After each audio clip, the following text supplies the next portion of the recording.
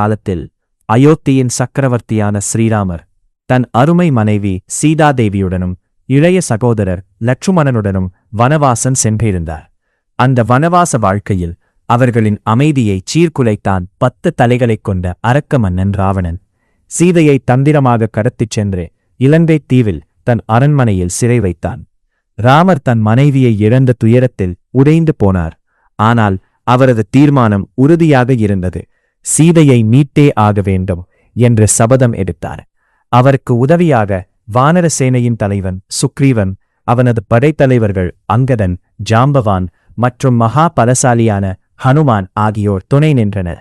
ஹனுமான் இலங்கைக்குச் சென்று சீதையைச் சந்தித்து ராமரின் செய்தியை தெரிவித்து திரும்பி வந்தான். அவன் கொண்டு வந்த செய்தி ராமரின் உள்ளத்தை தூண்டியது. இப்போது போர் செய்ய வேண்டிய நேரம் வந்துவிட்டது. வானரப் படைகள் பெரும் எண்ணிக்கையில் திரண்டன. கோடிக்கணக்கான வானரங்கள், சிலர் மலை போன்ற உடலுடன், சிலர் வேகமானவர்களாக, சிலர் புத்திசாலிகளாக ராமரின் பின்னால் அணிவகுத்து நின்றனர்.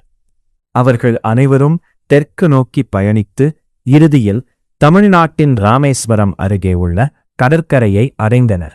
அங்கே நின்றபோது அவர்களுக்கு முன்னால் பெரும் சமுத்திரம் பெருமூச்சு விட்டபடி அலைகளை எழுப்பியது.